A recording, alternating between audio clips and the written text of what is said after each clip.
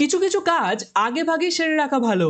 আপনি নিশ্চয়ই বর্তমানে যুবশক্তির জন্য ফর্ম ফিল আপ করতে চাইছেন, অথবা এমন একটি প্রোফাইল তৈরি করতে চাইছেন যেটা দেখে সরকার অথবা কোনো বেসরকারি এজেন্সি ডাইরেক্ট আপনাকে চাকরি অথবা ইন্টারভিউর জন্য ডাকুক। এর জন্য আপনাকে এমপ্লয়মেন্ট এক্সচেঞ্জ কার্ডটি করে রাখা অবশ্যই দরকার। বেসিক্যালি আপনি যা বর্তমানে বেকার এবং আপনি একটি চাকরির সন্ধান করছেন, এমপ্লয়মেন্ট এক্সচেঞ্জ কার্ড সেটাকেই নিশ্চিত করে। এটার জন্য আপনাকে কোথাও যেতে হবে না, আপনাকে কোথাও ছোটাছুটিও করতে হবে না। আপনি যে ফোনের মাধ্যমে আমার ভিডিও দেখছেন সেই ফোনের মাধ্যমে অথবা ল্যাপটপ থাকলে ল্যাপটপের মাধ্যমেই আপনি বাড়িতে বসেই এই এক্সচেঞ্জ কার্ডটি তৈরি করতে পারেন। কিছু ছোটোখাটো ডকুমেন্ট লাগবে যেগুলো আপনাকে আমি এক এক করে দেখিয়ে দিচ্ছি। সব থেকে প্রথমেই আপনাদের বুঝিয়ে দিচ্ছি যে যে যে ডকুমেন্টগুলো লাগবে সেগুলো আপনাকে রেডি করে রাখতে হবে ফর্ম ফিল আপ করার সময়। এখানে টোটাল 5টা ডকুমেন্ট আপনাদের লাগবে। সব থেকে প্রথমেই লাগছে নেম এবং ডেট অফ বার্থের প্রুফ হিসাবে আপনি এইগুলো দিতে পারেন, যে কোনো একটি দেবেন। যেমন আপনার কাছে যদি মাধ্যমিকের অ্যাডমিট কার্ড থেকে থাকে সেটা দিতে পারেন, মাধ্যমিকের সার্টিফিকেট থাকলে সেটি দিতে পারেন, ট্রান্সফার সার্টিফিকেট বা টিসি যেটাকে বলা হয় সেটা থাকলে দিতে পারেন, না হলে ডাইরেক্ট আপনি আপনার যদি বার্থ সার্টিফিকেট থাকে সেটা দিয়ে দেবেন। এরপর দ্বিতীয় আপনার প্রুফ অফ রেসিডেন্স, অর্থাৎ আপনি যেখানে থাকেন আপনার ঠিকানার প্রুফ হিসাবে আপনি আপনার রেশন কার্ড দিতে পারেন, অথবা ভোটার আইডি, অথবা আধার কার্ড বা পাসপোর্ট থেকে থাকলে সেটা। এবং তৃতীয় যেটা কাস্ট সার্টিফিকেট, সাধারণত যারা জেনারেল তাদের ক্ষেত্রে এটা লাগবে না, যারা আদার এসটি এসসি এই সমস্ত ক্যাটাগরি থেকে বিলং করেন তারা কাস্ট সার্টিফিকেট এখানে দেবেন।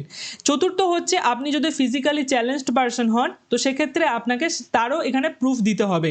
এবং 5 নম্বর হচ্ছে আপনার এডুকেশন কোয়ালিফিকেশন এখানে দিতে হবে। যেমন আপনি যতদূর অবধি কোয়ালিফাই করেছেন আপনার প্রত্যেকটার মার্কশিট এখানে লাগবে।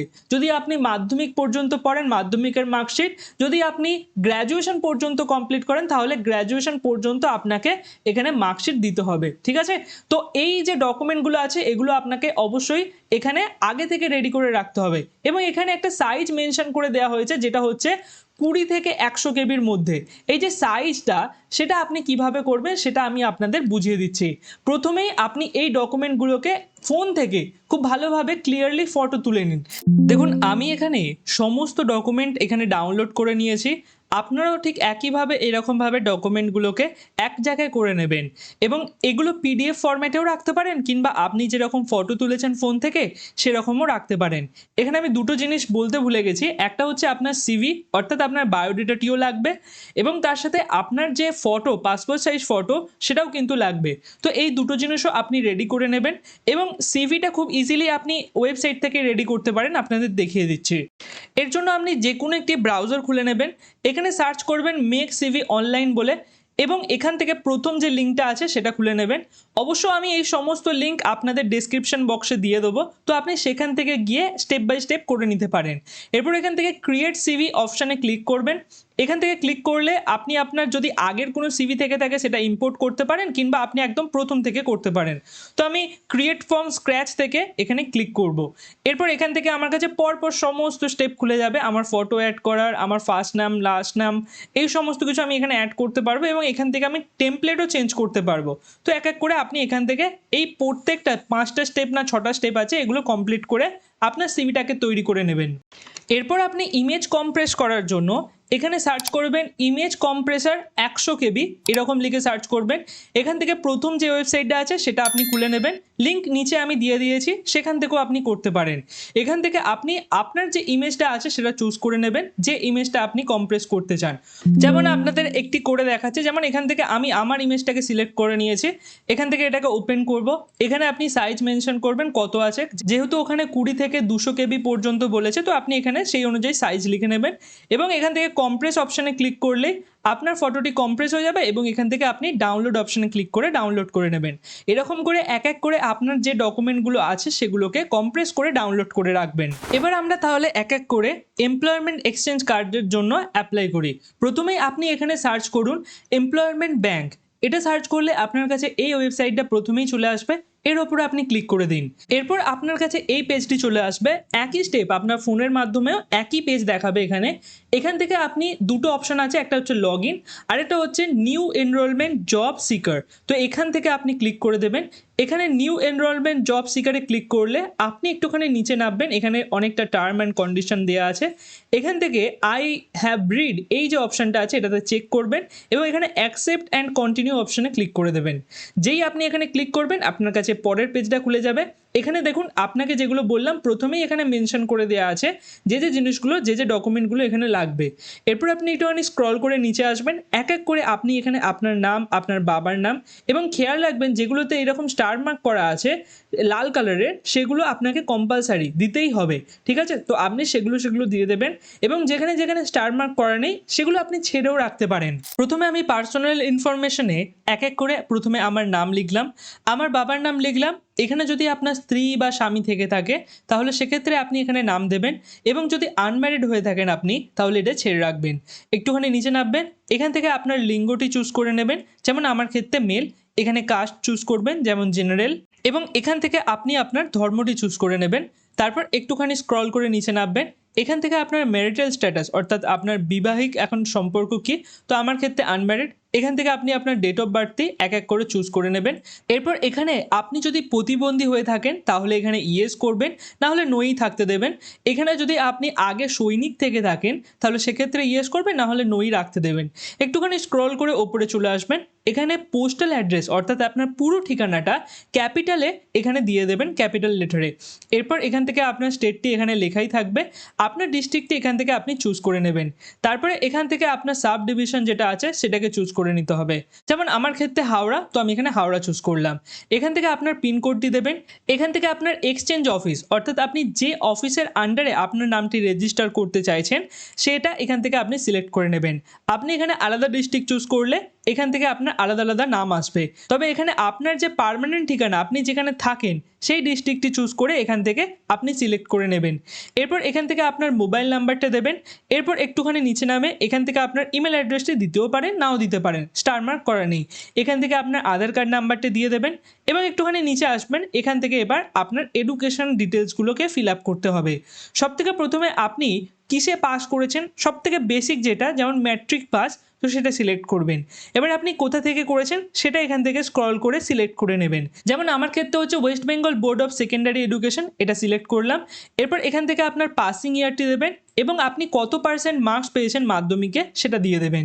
এরকম করে আপনি এর পরে মাধ্যমিকের পর উচ্চ মাধ্যমিক যদি করে থাকেন তাহলে এখানে অ্যাড নিউ অপশনে ক্লিক করবেন। করার পর এখান থেকে আপনি আপনার উচ্চ মাধ্যমিকটা চুজ করে নেবেন, আপনি যে স্ট্রিম থেকে করে থাকেন সেটি সিলেক্ট করে নেবেন, যেমন আমার ক্ষেত্রে হচ্ছে কমার্স, তো আমি এখানে কমার্স সিলেক্ট করলাম এবং একইভাবে আপনার এখানে বোর্ডের নামটি মেনশন করতে হবে। তারপর একইভাবে এখানে পাসিং ইয়ার এবং তার সাথে আপনি কত পার্সেন্ট মার্ক পেয়েছেন সেটা এখানে লিখে দেবেন। এরপরে যদি আপনি গ্র্যাজুয়েশনও করে থাকেন তাহলে আবার এখানে অ্যাড নিউ অপশনে ক্লিক করে আপনি গ্র্যাজুয়েশনটাকেও সিলেক্ট করে নেবেন। এবার একটুখানি নিচে আসলে এখানে আপনার ল্যাঙ্গুয়েজ অর্থাৎ আপনি যে ভাষাটি জানেন সেটি এখান থেকে সিলেক্ট করে নেবেন। দেখুন আপনি হয়তো 3টে বা 2টো ভাষা জানতে পারেন, এখানে ওই জন্য আলাদা আলাদা অপশান দেওয়া আছে। যেমন আমার প্রথম বাংলা যেটা আমি জানি, তো আমি এখানে বাংলা সিলেক্ট করলাম। এবার এখানে 3টে দেখুন 4টে অপশান আছে। একটা প্রথমত আপনি কি বাংলা পড়তে পারেন তাহলে এখানে টিক মারবেন, যদি আপনি লিখতে পারেন তাহলে এখানে টিক মারবেন, যদি আপনি বাংলা বলতে পারেন এখানে টিক মারবেন, আর যদি আপনি খুবই ফ্লুয়েন্টলি বাংলা বলতে পারেন আপনার একটুকু কথা না আটকায় তাহলে এখানে টিক করবেন। একইভাবে এখানে আপনি যদি ইংলিশ জেনে থাকেন অ্যাড নিউ অপশনে ক্লিক করে এখান থেকে ইংলিশ সিলেক্ট করে নেবেন, একটুখানি নিচে নামবেন। এই দেখুন এখানে ইংলিশ আছে, ইংলিশ সিলেক্ট করে নিলাম। একইভাবে আপনি যদি পড়তে পারেন এবং লিখতে পারেন, বলতে পারেন, ফ্লুয়েন্টলি বলতে পারেন, তো সেক্ষেত্রে আপনি সিলেক্ট করে নেবেন। এরপর এখানে অ্যাড নিউ অপশনে গিয়ে আপনি আরও যদি কোনো ল্যাঙ্গুয়েজ জানেন তো সেটা এখান থেকে আপনি অ্যাড করে নেবেন। যেমন আমি হিন্দিও জানি, তো এখান থেকে হিন্দি সিলেক্ট করব। এখান থেকে আমি হিন্দি পড়তে পারি, লিখতে পারি এবং বলতেও পারি, তো এরকমভাবে আমি সিলেক্ট করে নিলাম।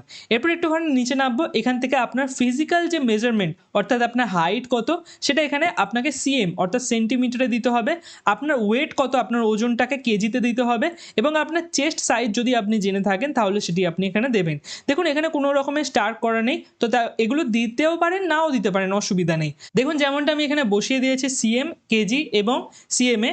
এরপর এখানে পাশে আপনার ফটো আপলোডের অপশন আছে। এখান থেকে কিন্তু আরও দুটো ক্রাইটেরিয়া এখানে মেনশন করা হয়েছে। এক তো প্রথমত আপনার ফটোটা জেপিজি হতে হবে বা জেপিজিই, আর আপনার যে সিভিটা যেটা আপনার বায়োডেটা সেটা অবশ্যই ডিওসি বা ডিওসিএক্স ফাইলে হতে হবে। এবার এটা আপনাকে হয়তো কনভার্ট করতে হতে পারে, যেমন আপনার ফটোটা যদি পিএনজি হয়ে থাকে তাহলে সেক্ষেত্রে আপনি ডাইরেক্ট এই ওয়েবসাইটে চলে আসবেন, এর লিঙ্কও আমি নিচে দিয়ে দিয়েছি। তো আপনি এখানে চলে এসে এখান থেকে আপনার ফটোটি সিলেক্ট করবেন, যে ফটোটি আপনি এখানে, যেমন আমার এখানে পিএনজি ফটো আছে, তো আমি এটাকে কনভার্ট করব জেপিজিতে। তো এটাকে আমি প্রথমে এখানে আপলোড করলাম, কনভার্ট অপশানে ক্লিক করব, এরপর এখানে সেভ অল অপশানে ক্লিক করে আমার ফটোটাকে জেপিজি ফরম্যাটে সেভ করে নেব। একইভাবে আপনি এখানে আপনার যে সিভিটি আছে এখান থেকেও আপনি ঠিক একইভাবে আপনার যে সিভিটা আছে যদি পিডিএফ ফরম্যাটে থেকে থাকে সেটাকে এখান থেকে আপলোড করে দেবেন।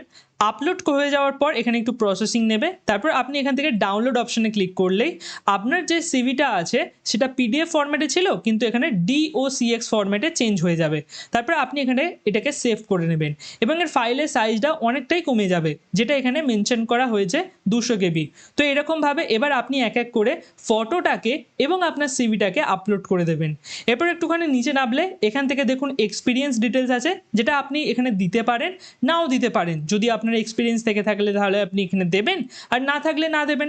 যেমন ধরুন আপনার এক্সপিরিয়েন্স আছে, তো এখানে আপনার প্রথমে কোম্পানির নাম দিতে হবে, আপনি কত বছর কাজ করেছেন সেটা এখানে মেনশন করবেন, এবং আপনি কোন সেক্টরের থ্রু এখানে কাজ করেছেন, যেমন যদি আপনি আইটি সেক্টরে হয়ে থাকেন তো এটা সিলেক্ট করবেন। এরপর আপনি কোন পোস্টই হোল্ড করেছেন সেটা এখানে মেনশন করবেন, আপনি কত স্যালারি পেতেন এবং আপনার এক্সপিরিয়েন্স টাইপ কি সেটা এখানে কিন্তু আপনাকে মেনশন করতে হবে। একটুখানি নিচে নামলে এখানে আপনাকে অ্যাডিশনাল ইনফরমেশন চাইছে, যেখানে আপনার যে রেসিডেন্স প্রুফ আছে সেটি আপনাকে সিলেক্ট করতে হবে। যেমন আমার ক্ষেত্রে আধার কার্ডে আমার যে রেসিডেন্টের বা বাসস্থানের যে ঠিকানা আছে সেটা মেনশন করা আছে, তাই আমি সেটাই সিলেক্ট করছি।